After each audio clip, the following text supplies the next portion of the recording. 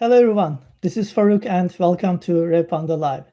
Usually at our show, you may see an industry expert speaking about some strategies, tactics, and things to consider for iGaming markets.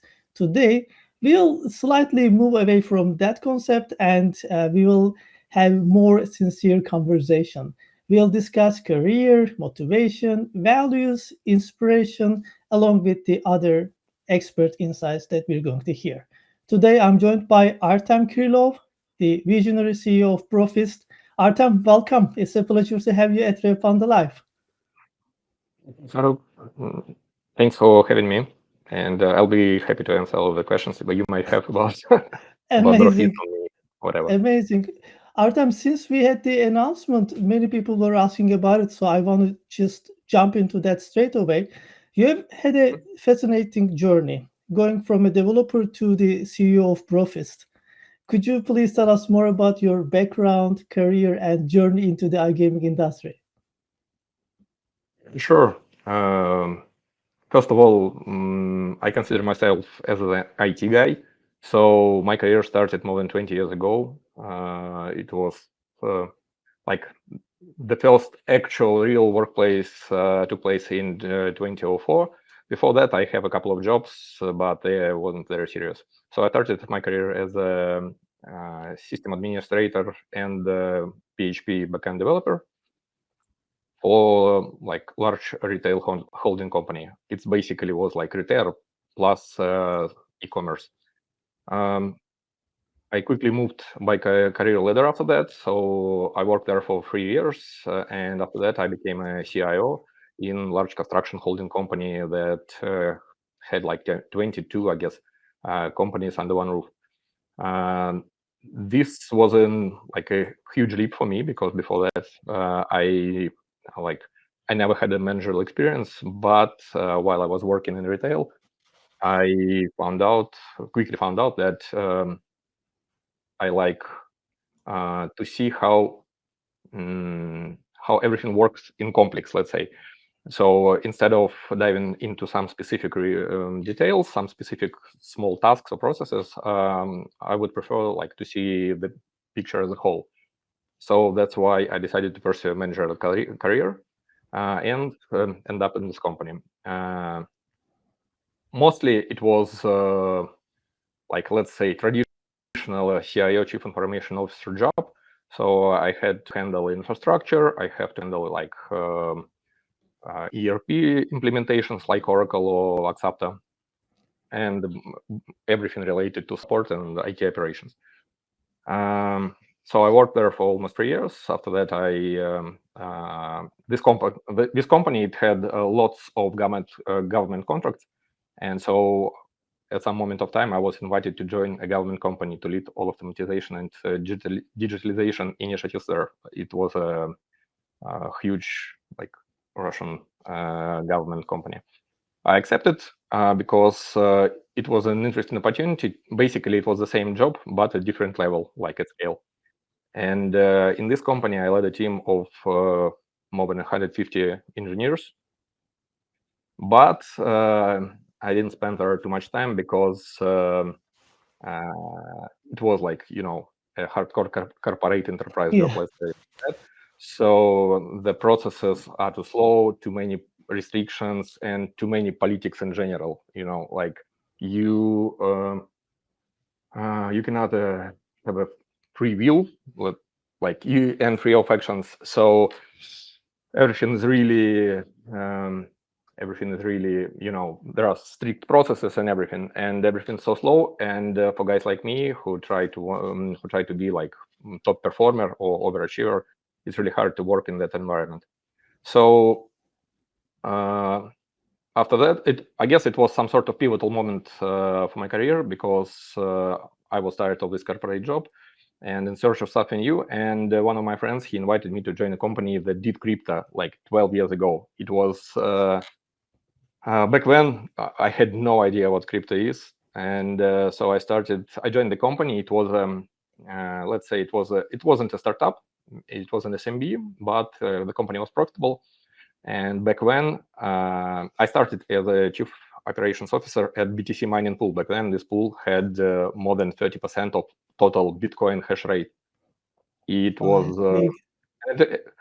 yeah, insane, and it actually was my first job on the crossroads of like IT management and product job, because before that moment, I never, actually worked on the product, customer facing product. Before that, I worked only on the internal projects or products. So I started with a mining pool, and a bit later, company grew, and company started one of the first crypto centralized exchanges, and also and I took a product owner part for the payments for this central exchange. Um, I don't think I should name here, but for a long time it was in top 10 across among like Artem, may I centralized. step in here? I wanna tell you, if I was introduced to crypto back in like 2012 or something like this, like those times that you were working there, I think I would Mhm. pursue my career right now as a crypto whale, like longing and shorting trades and so on, rather than just hitting myself at the office all every morning. So that's a big thing. I'm really inspired with this story. Yeah, the story is really interesting because I had lots of crypto at specific moments in time, but I like every possible crypto scam or potential security breach that actually happened like before 2020, let's say, I was a part of it. So like every possible aspect was there. Like I lost keys, I lost mnemonic phrases, I was Wow. I had like the problem with BTC exchange. Then it went down, so I lost, I don't know, like maybe 20 bitcoins out there. And actually it was like it was a really interesting, like a geek stuff, but I never took it seriously at that moment. Like like that will actually become mainly adopted.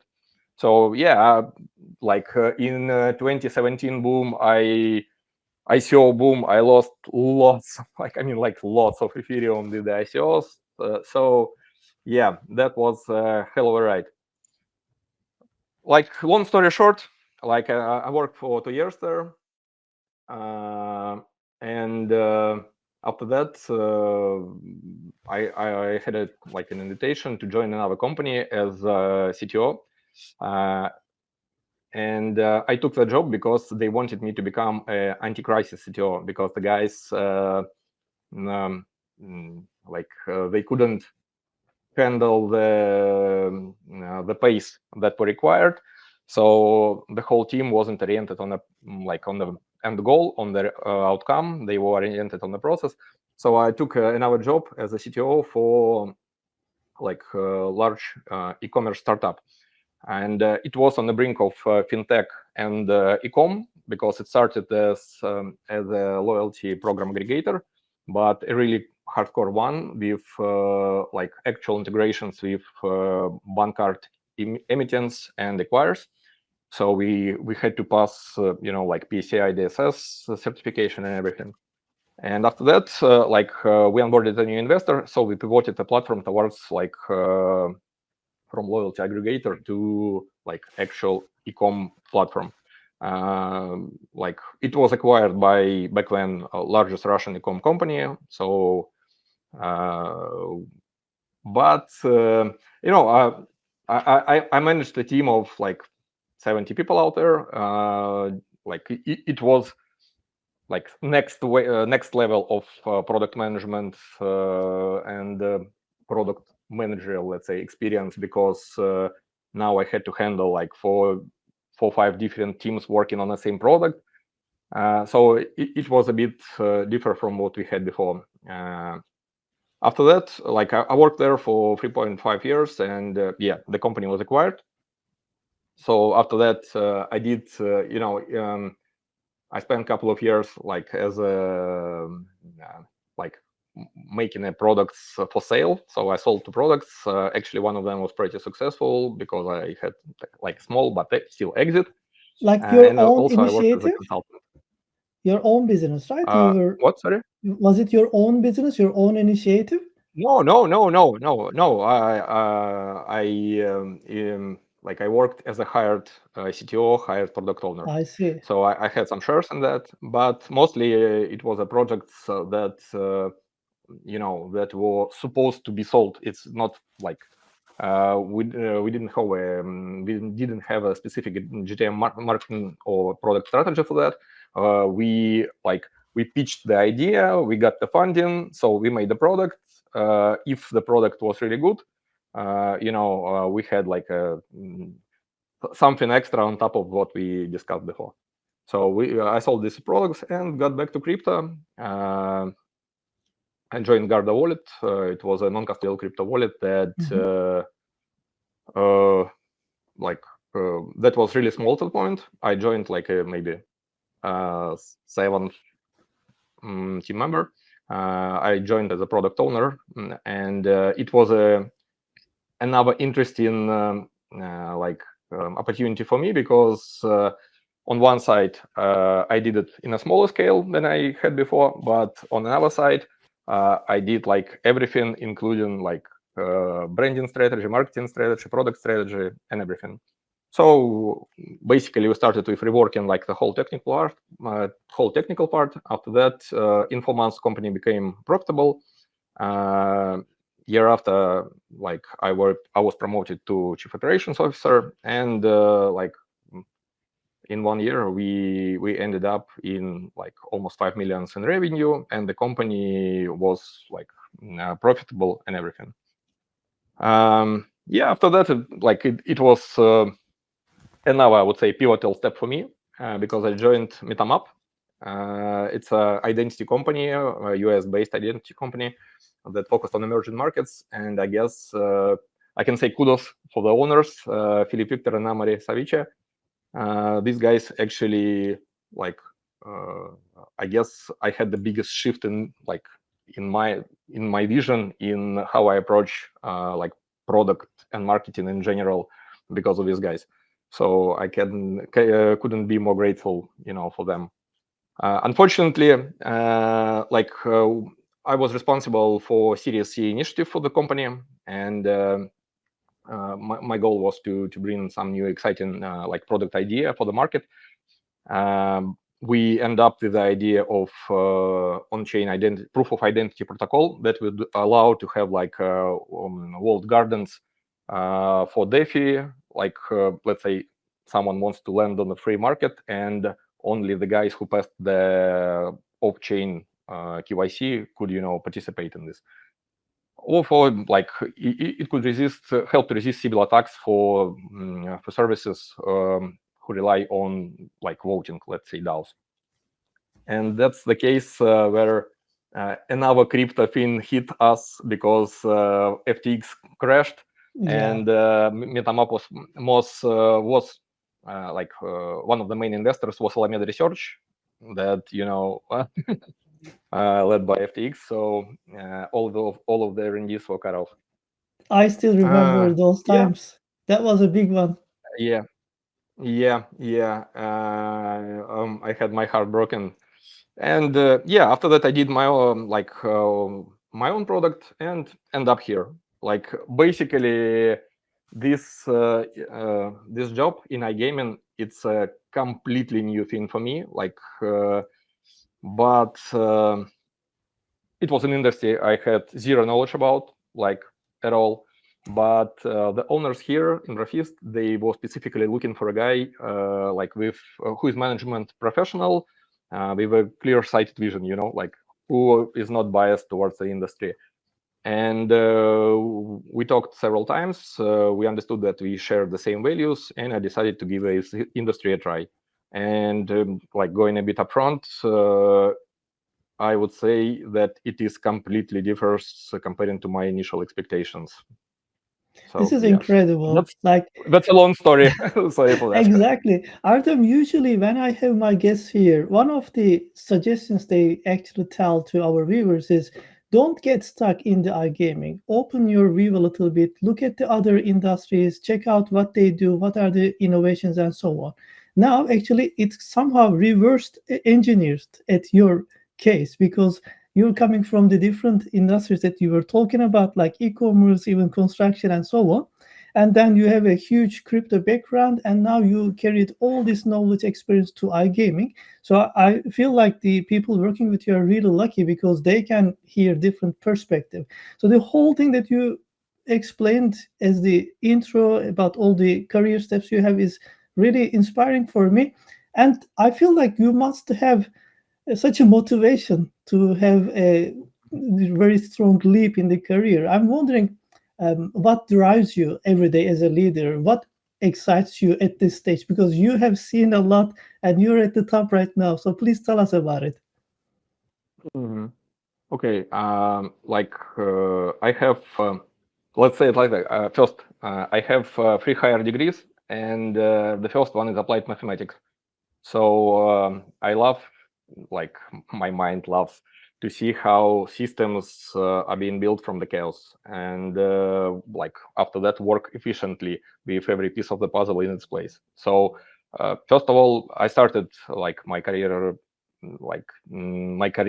discussion from that point that I love building, systems. Second, I prefer servant leadership approach where I can set clear goals, provide resources and guidance that it's needed, and allowing my team to make their own mistakes along the way and unlock their potential. So like wrapping this up, I love building efficient teams, and it's heartwarming for me to see that my team succeeds. And here I had had all the cards for that, like to nurture the team. And last, I love to build something that people need and actually want. And as for the guy with 20-something years in IT, I can say that most of the guys who are like me, they have like a whole graveyard of that projects, Yeah. behind them. And that projects that didn't make it. And all of us left of these projects is, to tell cool stories about them, how exciting it was to build them. So, like, I love doing something that people like use on a daily basis, or at least from time to time, regularly. And I keep learning from them, and I love to learn like from the customers, from real people. And Yeah. I guess we have a really intense, let's say, growth and feedback loop from the customers. So that's something that I love. I like a lot. Sorry. Amazing, amazing. Like, still, I'm trying to process that you were working with or managing hundreds of engineers, and now you're in the world of iGaming, you're working with affiliate marketers and so on. Like, it's really interesting for me, like this story. I want to build on that, and I still want to stay with the topic. I'm wondering, what inspires you the most? I'm curious to know, like, what fuels your passion as a leader, because our industry is like super dynamic. So can you tell us more about your inspiration sources? Mhm. Uh, like, let's say we may split it like into two big topics. First one, it's the inspiration from daily things, daily activities, because you have to love what you do, or else why would you ever do it? Yeah. So I like small improvements that make big difference in the end of the day. So like couple of tweaks here, new process there, additions, something, I don't know, like maybe new fields in CRM that will help to save like a minute on every operation, or some new dashboard that helps to see something new for us. And this whole like set of small improvements, then you bring them up.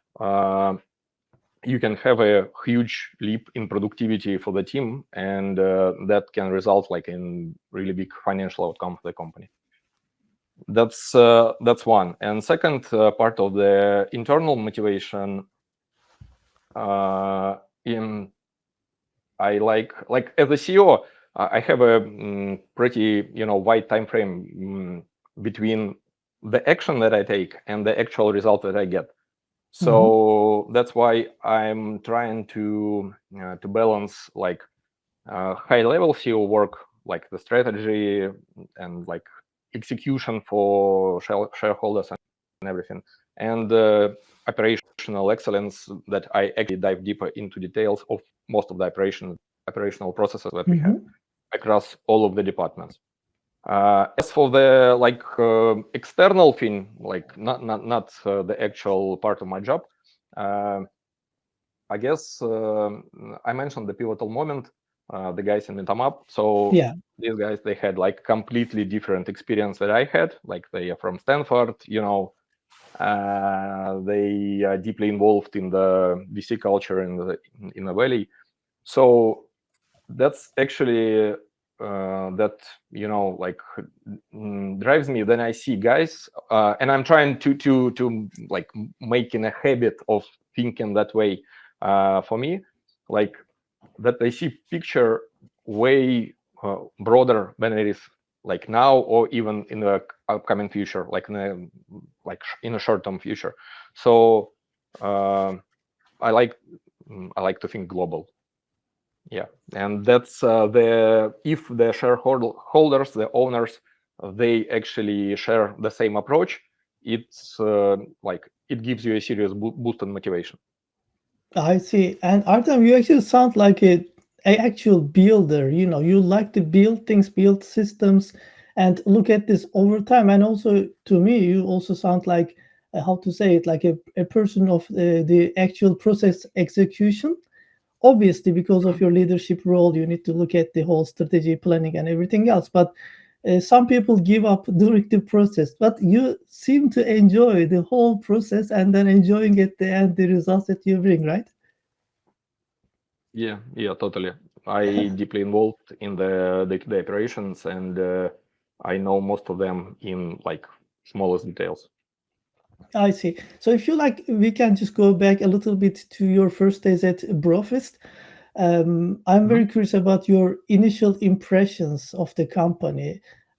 I was wondering, like, what priorities did you set up to scale it up, and also maybe you can tell us, like, how it was at the beginning, and how did you change the whole thing over there and make the company right now like a rapidly Mhm. growing one? Yeah, my first impression was shock actually because I came from highly competitive market, and I was shocked that the company that actually at the moment had zero, like close to zero actual like processes, like according to the best practices, is doing that good and it's actually profitable. So I was, like shocked. And I think that was because of the team, because they actually put a heart into what they did. Uh, my first goal was to prepare the company for scale. So I started with some sort of due diligence across all verticals, and during like first 3 weeks, I identified like up to, I would say, 80, I guess, things that were missing or in a bad shape or required some attention from me. So we made a plan for that, and I wanted to managers to be directly involved in the strategy, and were actually owning these goals. So it's not from me; it's like from them. And so I made like the first company level strategic session to set up the company goals for the year that involved all of the managers, and we started with that. Yeah. As for the things like we did like last year for the company. First of all, we started with the analytics layer that combined, everyone's effort in a single dashboard to have like a full clarity of how every department is doing. Yeah. We built like a whole new ETL process, integrating all of the data sources from like all the information systems we use into a single pipeline. Yeah, so that was like the first initial steps. I see. When you just came to the company after like starting those, I would say even revolutionary things, did you hear from anybody telling you, "Hey, Artem, this is iGaming. It's not how we do things here." Did you have any challenges? Please, let's talk about it a bit. Yeah, of course. I had, and actually, I still hear it a lot. First of all, of course, for me, as the guys who came from like classical IT, it's really hard to um, to adopt the fact Yeah, that no matter how hard we try, we sometimes can be outplayed by the players, and it's okay. So it's not just like a flat line growth trajectory. It's some sort of sinus. So sometimes we win, sometimes we lose, but the angle should go up. Right. That's I guess that's the hardest concept for me, that I had to adopt. And also, I think after you implement those changes, the trend line, as you were saying, was going up, and then you actually shut people down over there as you perform and the things actually work. So that's the biggest answer, definitely. And I would like to talk about Profis today a little bit, Artem. Mhm.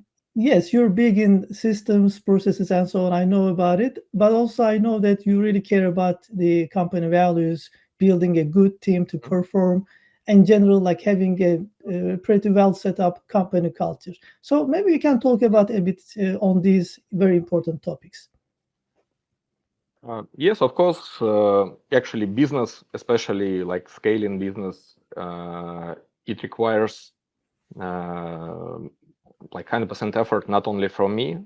It requires 100% effort from everyone, and you cannot make a solid business without, hiring and nurturing the proper team. So if we're talking about the values, our values are honesty, transparency, productivity, and all these values, they are not just like shallow words. They are Mhm. deeply linked to the company everyday operations. So we are honest with our expectations towards each other about the feedback and the results. So I then I only started my career as a manager. I had some problems, giving the fair and transparent feedback, and it always led me to like some bad outcomes, because the guys who haven't received this feedback from me, they thought they are like a good performance, and I wasn't happy. And when we split ways, it was always some sort of misunderstanding, and everything. So we are completely eradicated this, because we are not about that. We are about like we are not making the same mistake again, but to make a mistake, it's uh, like it's a part of learning. So Right. we are not. I'm not judging anyone like because they made their own step. Uh, Artem, giving the okay. feedback is important, but also I think we should all train ourselves on receiving the feedback too.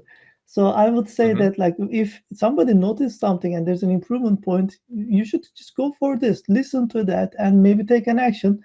Because I often see what you say, like people are kind of offended because of a simple feedback. Yeah, I fully agree with Mhm. your point over here.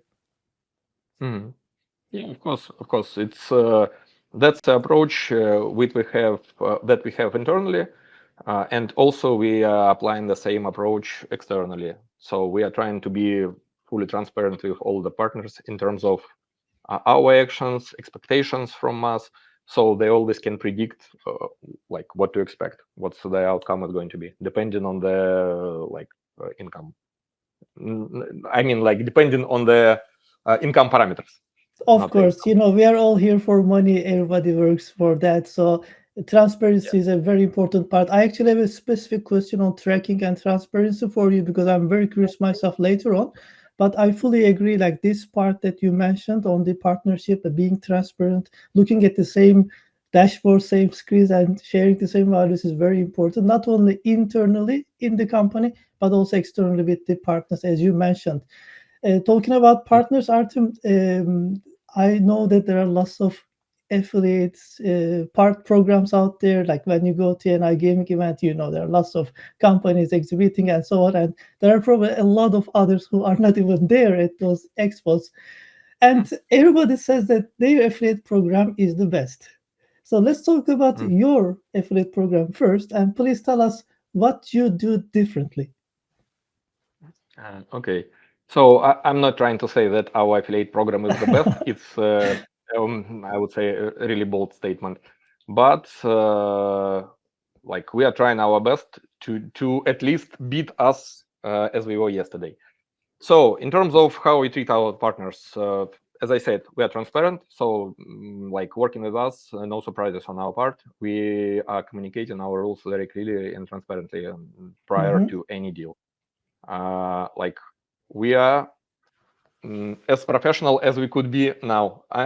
So the team improvement is something that's like an internal cycle of improvement. But as for now, like we help the partner, like we guide them through everything. We provide our insights on traffic. We provide our insights on the approaches that work or not in specific geo. We provide detailed info about the players. So basically, all the data that we have, that we collected and and researched, we can help to get a win-win on every cap. So we are trying to own all of the steps of customer journey. So basically, we have our own analytics, we have our own game management, we have retention, we have support and VIP management teams internally to deliver the best results with the player, because retention is a crucial part of the journey. Right. And now we also, we recently we started our internal media buying initiative to be able to to own this starting from the acquisition.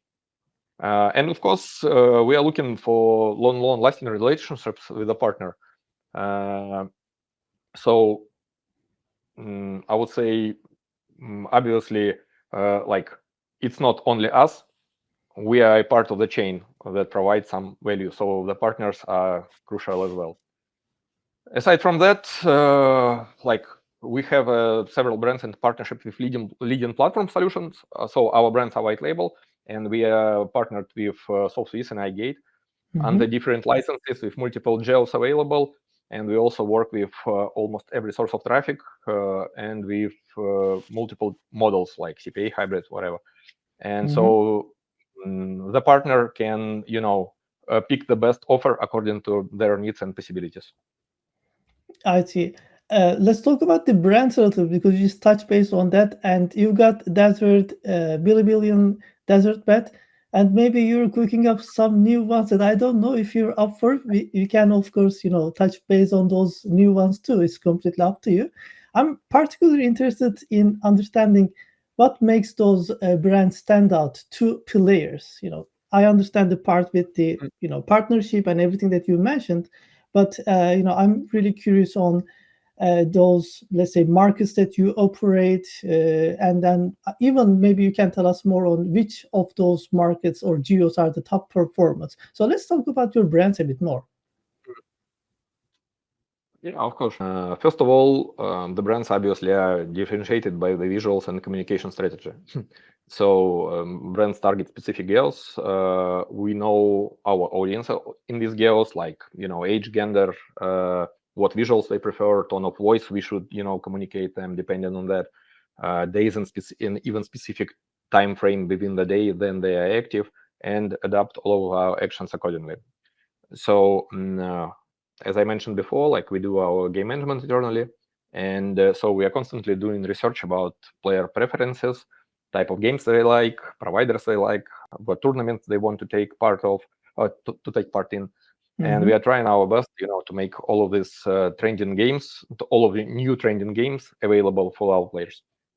Next, retention part. So we use both internal platform tools and also advanced external CRMs like Solitics and Fast Track to contact and engage players both on-site and after they leave the brand.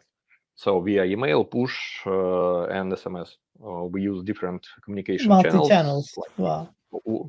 Yeah, one signal for pushes. We use WhatsApp, we use SMS. And also, like I would say, this is something new for us. We have only started doing that. We are testing new approach at the moment. A new approach, like a marketing mix, where we use a set of tools like display ads and the influence traffic and the influencers to generate to have a general brand awareness, and also we use retargeting to return registrations that were not converted into FTDs. And we just started with this approach, but we expect all these sections will allow us to boost conversion rates even more. Though the conversion rates on our existing brands pretty high, I would say, up to 40%, depending on the geo click to depth. So extremely high. As for the geos, like our top geos are Switzerland, Germany, Austria, Australia, Czech Republic, and Poland. We also like made our first steps with Hungary, Spain, and France because they are brand new. They just opened, so we don't have like high density of market data there. And the best geo, and though it's the best and also one of the hardest to work in, it's Switzerland. For like last year, we were stable in top 3 across all of the soft Swiss platforms for Switzerland, but the geo is extremely expensive. And yeah, it's if you don't have any experience working with this geo, like you can lose a lot of money. Absolutely. And also, you know, the regulations are tightening all the time across Europe, so that's another big thing. We had a session about the state of iGaming in Germany, and I was like really so surprised the things that I heard. These markets, Artem, are not just to test. You know, like there might be some markets. Yeah, you may say yourself like, okay, let's go to that market and check out this market. You know, we'll just stay a couple of months and see if it works or not. The markets that you just mentioned are not really like this. It's a huge investment to step in and then later to do all the retention and so on. And even in German market, for instance, like you need to hire local people like speaking the language natively and so like it's a lot of different set of, let's say, priorities for you. So I can really feel the pain, and congratulations on staying in these markets, really. Yeah, thank you so much. And you were talking about the partner relationship earlier, and one of the things that you mentioned, the high conversion rate. So definitely, affiliates will never go to those partner programs with lower conversion rates. So that's an important touch. I appreciate that one. Uh, what do you do apart from all these, you know, things that mentioned on keeping the relationships? What else you do like to build new relationships, like maybe having some networking events that you can attend, or maybe you go to some different affiliate marketing events. Like, how do you onboard new affiliate companies for you to work with the iGaming traffic? Uh, First of all, as I said, we are always aiming to get a win-win long-term relationships. That's basically because same amount of effort is needed, to set up a deal with the partner who will give us a test cap, 20 FTDs, and that's it, or to onboard the partner who will bring us like 1,000 of FTDs. So from the operational part, it's the same. So we are looking for that, but that obviously requires a goodwill from the both sides. So Right. as I mentioned above, yeah, we are transparent and we explicitly state our expectations for the test caps before we start and communicate these expectations in great details. Like, for example, we do not accept traffic from crash games with celebs like Elon Musk or Mr. Beast, fake bonus programs like lots of free spin. This is all forbidden. And like all mislead, motif, and everything. And like for us, test cap, this is something that we just use to test the partner, and the partner to test us. Partner checks the conversion rate, if the brand actually converts, and we check if the partner is negotiable, because if we just start in the conversation and we get some sort of mislead or motif immediately, why would we, extend the cap? Right. And most of the partners, of course, they understand that and act accordingly. But from time to time, of course, we still have to handle some conflicts. As for the partner acquisition, we've been all, and we are planning to attend this year most of the conferences like ICE, IGB, Sigma, Affiliate World, Conversion Conf, Kinza, and we also had a stand with G-Gate. So we are planning the same for this year. And aside of that, we use LinkedIn outreach. We use direct hunting with Telegram. We approach the sites with relevant traffic and try to onboard them. I see. Well, that's actually a lot of conferences that you're going. And another thing I really appreciate, like I'm seeing at Brofist recently, you guys are pushing the social media. You're like trying to be more active, and it's not only going to events, setting up a very expensive and shiny booth, but also being on internet. Like really paying some attention on how you look. And as the leader of the company, you come over versus here at this podcast, you speak with us and you spread the word. So these are really extraordinary efforts because we usually see that companies spend, and I'm not joking here, like millions building those booths, but nobody really knows, like the leader of the company, nobody actually has an idea what's going on, and this personal touch is really important. So I want to thank you for really being an example in the market, Artem. So that's something that Mhm. I very much appreciate. Coming back to the conversation about the partners, and I promised that I'm going to ask you that question about the transparency. If you remember, Mhm. data is important not only in iGaming, in business, in any vertical right now. And I know you are really big into data, Artem. So how Mhm. do you use data to improve strategy and ensure tracking and partner transparency? Mhm. That's actually what surprised me when I just joined Brofist. I dived into iGaming. That most of the like IT classical SaaS products, they want to have like a data-driven development or Yeah, at least data-informed, but they actually most of them never tackle this part because it's there's something always something way more important. But for us here, it's like all of the decisions that we make, they are data driven. That's just because like that's a part of our product. So as I mentioned before, like we built like a full ETL process: extract, transform, load. So we grab the data from the Afilka, Referon, from the brands, from our external internal systems that we use like for day-to-day operations, and we combine all of this data from multiple sources into a single seamless pipeline. And we use ClickHouse plus Metabase and Power BI to run the analytics and constantly we constantly improve our tools. So in terms of the metrics, we track more than 50 metrics. Of course, none of them are crucial, but some of them they definitely are. For traffic, I guess that's the vital part. We uh, like we track um all of the conversion rate of 1, 2, 3, 4, 5 plus depositors. We track average amount of deposits per user. We track depth sum to partner income, NGR to partner income. We track retention rates of the traffic. Mm, for the and many other metrics that are like a bit less priority than this. And for the product, of course, we track the payments, like acceptance rate for FTDs and all debts in general. We track deposit frequency. We track, as I said, all of the retention metrics.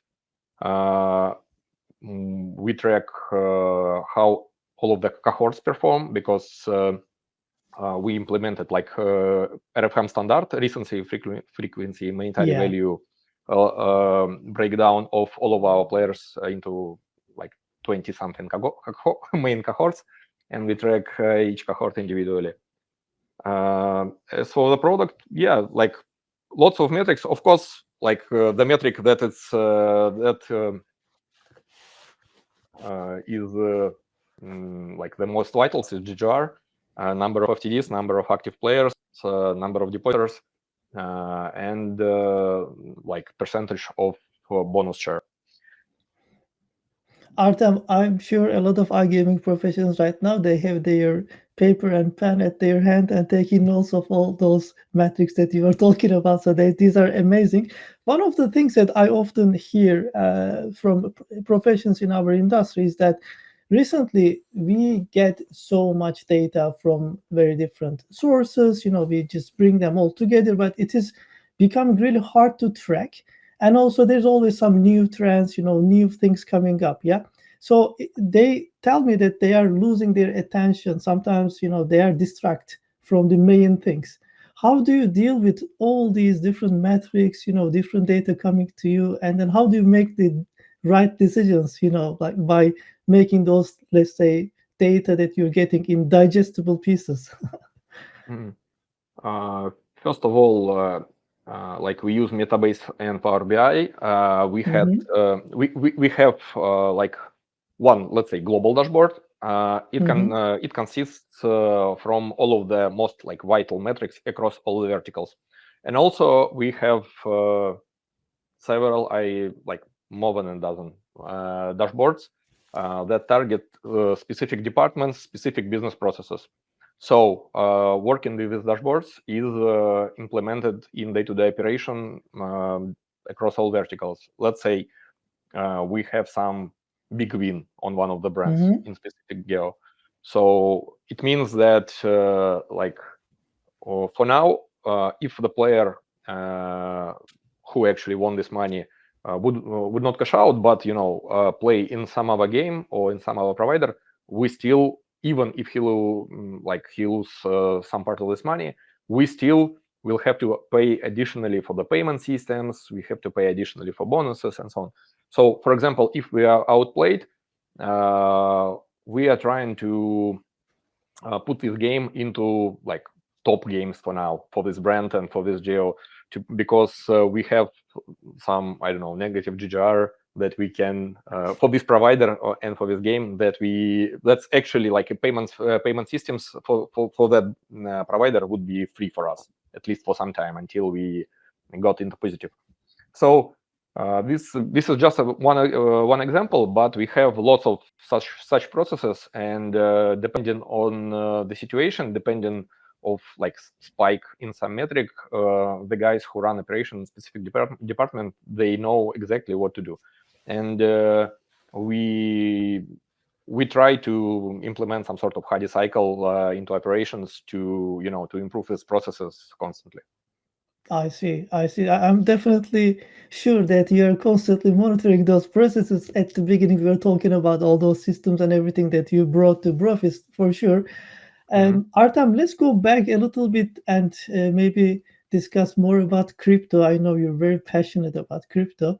And now we have got the reality of crypto casinos. They are becoming more common and more popular. What's your view on their long-term impact? And are you seeing any distinct differences in how players behave in that space compared to the traditional online casinos? Okay, I think we should like start that we should differentiate crypto casinos and blockchain-based casinos, because these are completely Yes. different. So blockchain-based casinos, basically, this is something really new, because it means that every spin is written in the blockchain, so there is this full transparency and everything. But it also means that you require some super fast blockchain with extremely low commission to mine the Hmm. transaction to the blockchain, or gasless. So I don't think that actually, like, I would say it's more geeky thing, and I've checked the statistics, and I guess maybe 6 months ago last Hmm. time. So the volume there is like basically next to zero. So I don't think it's going to be a trend because the infrastructure is not there yet, Yeah. and there are lots of technical obstacles, and also players, they should be really aware of what they're doing. So I don't think it will have some sort of mass adoption in the upcoming future. As for the crypto is just a means of payment. That's Yeah. it. For operators like us, on one side, it's really good, because the acquiring commission for the PSP is way cheaper, like 5 times cheaper than the fiat.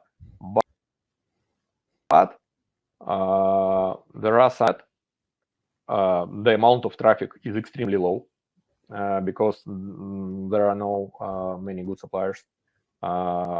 Facebook traffic doesn't work with crypto like at Yeah. all. It just don't convert somehow. We tackled Facebook. No, it doesn't work.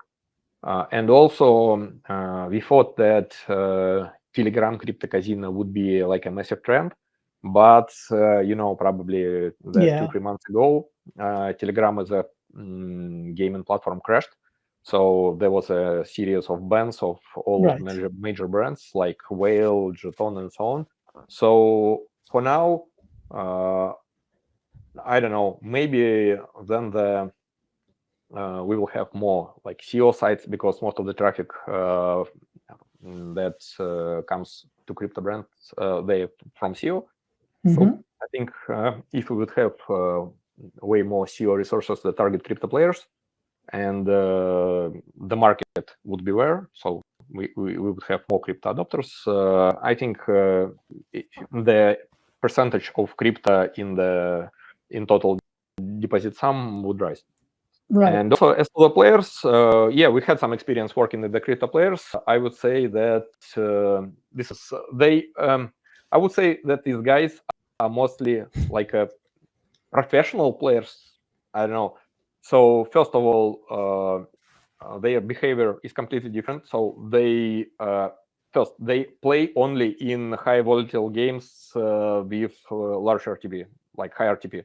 Yeah. That's one. Second, they are super active with betting, and that's actually we talked to the guys, to our partners from SoulSwiss, and they told us that actually that's one of the trends, that the guys who have really bad history on the platform, that they try to go to crypto and to hack the system there. Third, I would say it's the approach like the percentage of hold is extremely low. So the guys they deposit, they play, Mhm. and they draw the funds. And I would say that the amount of dep sum per player is, I would say, maybe 3-4 times higher. Hmm. So these players, we can have a really good income on them, but there's not much of these players, and it's hard to get them, and they're more expensive than the fiat players. So as for now, I guess maybe only companies that either have their own network of SEO sites, or the guys who can spend enormous amount of money for listings, they can afford like to have a large crypto casino. I see. Well, one thing I fully agree with you here, Artem, uh, about the casinos operating on purely blockchain. I also don't think that it is coming because I am surrounded with a lot of people, even young people. They cannot even set up a crypto wallet without some help. So, it really needs some time for adoption. I fully agree with you. And another thing is, yes, Telegram. I mean, after these recent updates, it is coming back to again a kind of a community management rather than having a Telegram casino thing anymore. So yeah, that's where we are heading. And now I would like to look to the future a little bit with you, Artem, and I would like to Mhm. ask you more about BROFIST's growth strategy. What are your Mhm. long-term goals and vision for the company? If you can tell us briefly, I would really appreciate. Yeah, sure. We discussed it a lot internally. So I would say, long story short, we are on a mission to build a vertically aligned iGaming holding company. So BROFIST is an operator, and so we have 3 casino brands, and we are actually working on another one, on a new brand, but for now it's too early to talk about that. And also, like we have a pretty successful game provider. It's not inside Mhm. of BROFIST, so it's a standalone brand, but it's a part of potential like a holding company.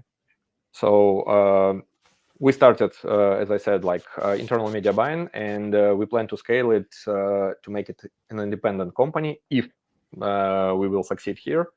And so we'll be able to not only fuel our own brands, but also like to provide traffic to some of our brands.